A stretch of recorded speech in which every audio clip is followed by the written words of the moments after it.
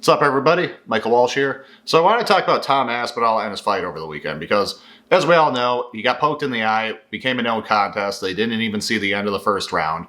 But people are taking a lot away from that outcome. And many people, not everyone, but many people, both fans and people in the business, are being quite critical of Tom. They're kind of throwing him under the bus. They're kind of making it out to be his fault, making it out to be that he's a quitter, that he was looking for a way out because he was facing opposition for the first time, that he was losing the fight, or that even if he couldn't see through that eye, he should have fought on anyways, etc., etc. And I just want to unpack all this because there is a lot to unpack. So, we'll just go through topic by topic here, okay? Was Tom losing the fight? Yes, okay? Narrowly. He was narrowly being outpointed by God. Yes, he had a bloody nose that, didn't look great optically, but that just happens. Some fighters, they bleed. Some fighters, they bruise more easily. Fedor Emelianenko, one of the greatest fighters of all time, famously, you could touch him with anything and it would cut him or it would bruise him. Some guys have paper skin and some people don't. Sometimes the thing just connects right and boom, you've got a cut. Tom didn't look to me to be flustered by that. He didn't seem like he was really stressed out because he was bleeding or anything like that. It's a nosebleed. It's not going into his eye. It didn't look like his nose was smashed or shattered or he was wincing, he wasn't reacting like Rory McDonald did when his nose got caved in by Robbie Lawler, So, it's bad optics, and it's bad optics for someone who, up to this point has seemed largely untouchable, largely unstoppable. I heard MMA Guru point this out, but when you have those kinds of fighters, when you have a Chimaev or a Khabib or whoever, when you see them sort of be in a competitive fight, all of a sudden you assume the opponent must be just overwhelmingly winning. You don't look at it the way you would look at a normal fight, where you're okay, this is competitive back and forth, both guys are in this. You say, oh my God, I expected this guy, the champion, whoever, to totally run over his challenger. And the fact that, it's actually a struggle makes me think the challenger is comfortably winning. It's sort of similar to the first Gustafsson-Jones fight. And we can debate who won that fight. I think it was fair to give it to Jones, but we can debate it. But there was definitely that bias. As soon as we saw someone just giving Jones a run for his money, we naturally say, oh shit, this guy's going to win. That's just the human response. And I get that. And some of that was happening with Tom. And there was a narrative going into the fight that, Tom has never made it past the second round. He's, barely made it into the second round in the UFC. What happens if this goes long? Gane has gone 5 rounds before. Will Gane get a late finish or win a comfortable decision? Will Aspinall get tired? Will Aspinall start losing his confidence and questioning himself if he can't get the early finish? That was a narrative. And so to see the first round nearly reach its conclusion, to have it be competitive, to have Gane probably ahead, probably winning the round, and then to see Tom unable to continue because of a foul, people are leaping to this conclusion that Tom was looking for a way out. And I think that's just a completely unfair reach because the fight was very close. The fight didn't involve either guy taking too much damage. The fight did not involve either guy getting very tired. In fact, arguably, I don't think Gane was exhausted or anything, but towards the end of that round, Gane looked a little more tired to me than Aspinall did. Just being real. And I'm not saying Gane was, again, I'm not saying he was exhausted. I'm not saying he was going to come out the next round or the third round and gas out.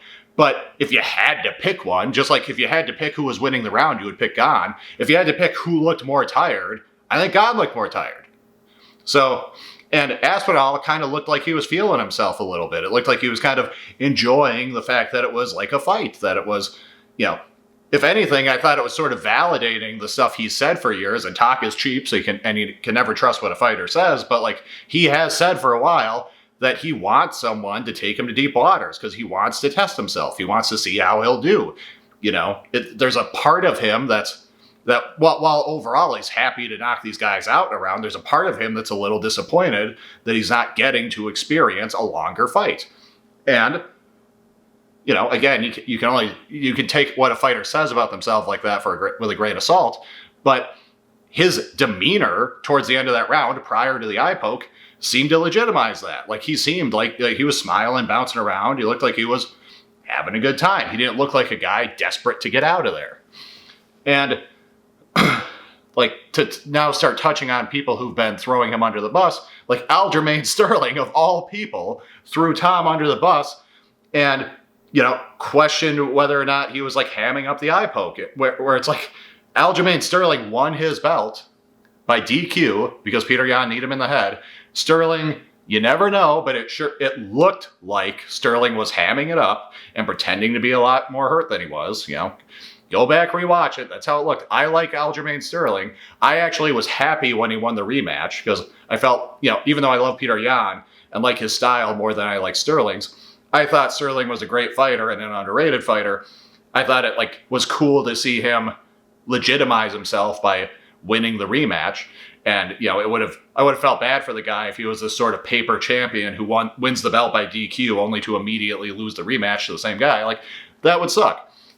And, and I always feel bad for guys who, like, aren't company men and who the UFC clearly has an axe to grind against and clearly goes out of their way to, like, under-promote.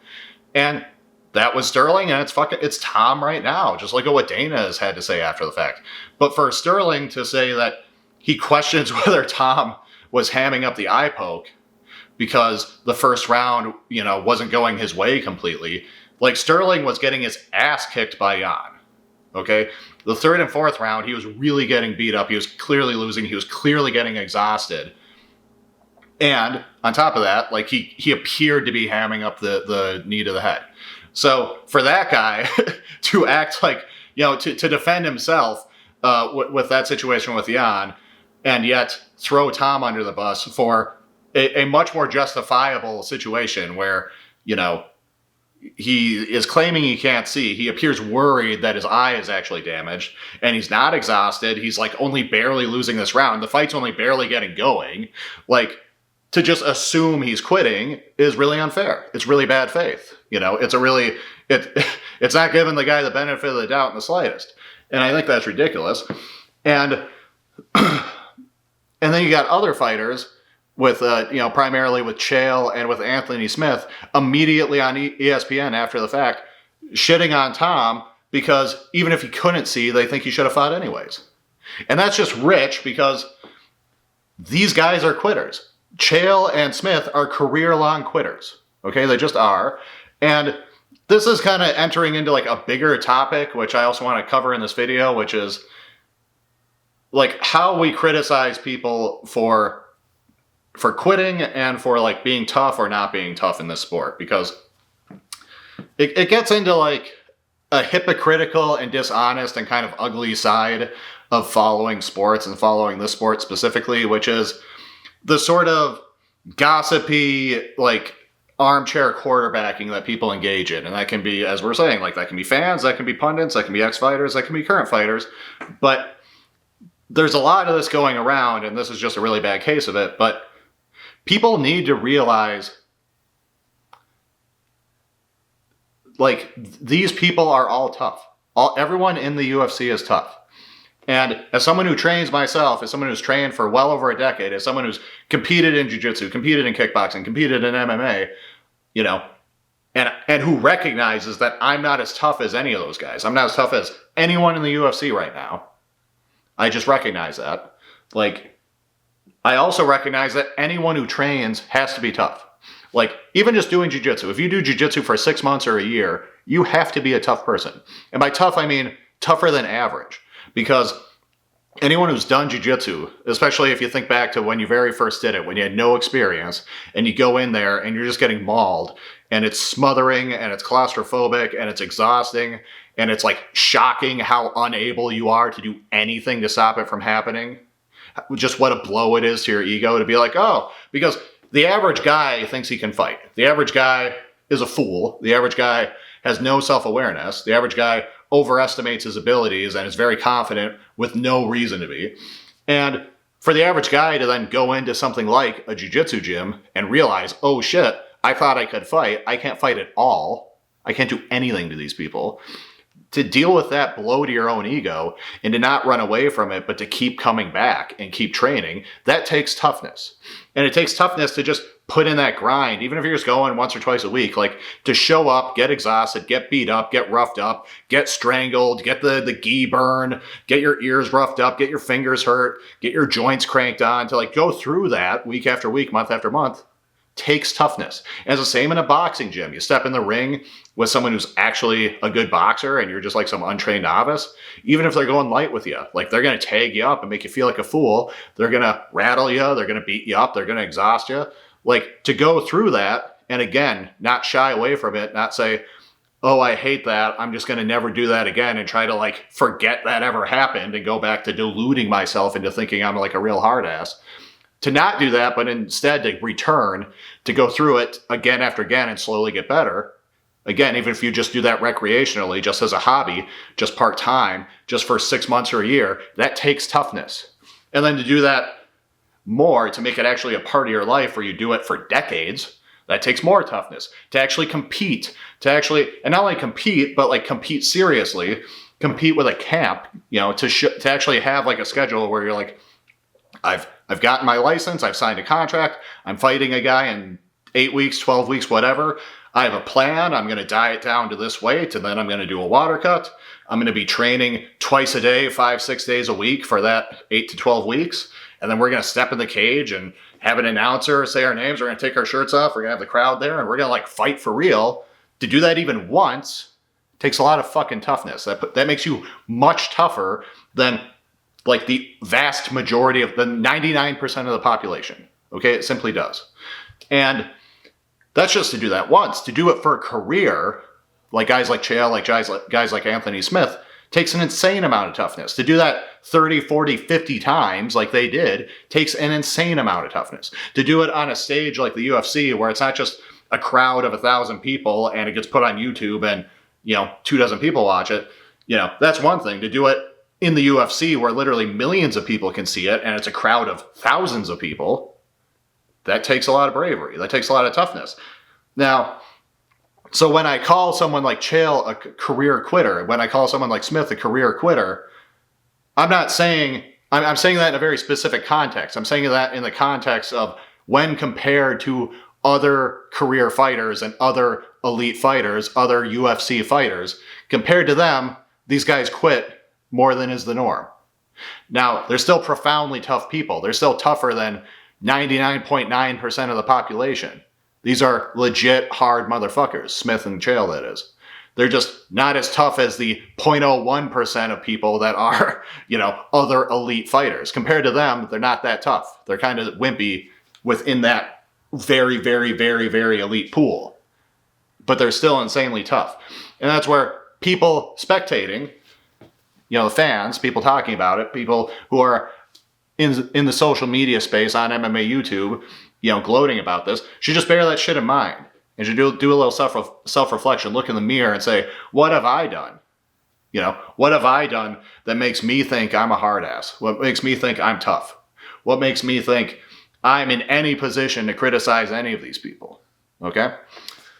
Because this is kind of the dark side, well, one of many, but a dark side to following the sport is that, quite a lot of what we get out of this as viewers, as fans, as people in the sort of, fan community is basically like what girls get out of watching like, filthy fucking reality TV, where it's just mean-spirited gossip. It's just, oh, I want to shit on people because if I think their life is worse than mine, or if I think they're a bigger loser than I am, that makes me feel good. That makes me feel big, And I get that, and I've participated in that. I've gloated. When Bo Nickel lost, I was laughing as hard as anyone else. I get it.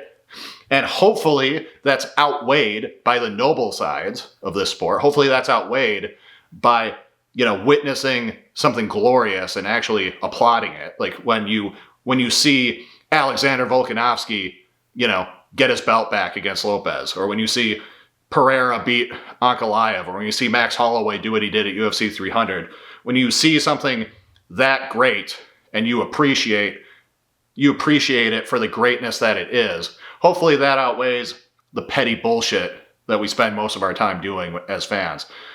But in any case, I say all that just to say that despite the fact that to even train makes you tough, despite the fact that to compete at all makes you tough, and that to have a career in the sport makes you really tough, Chael Sonnen has quit a lot in his career. Okay, he has given up in fights many times.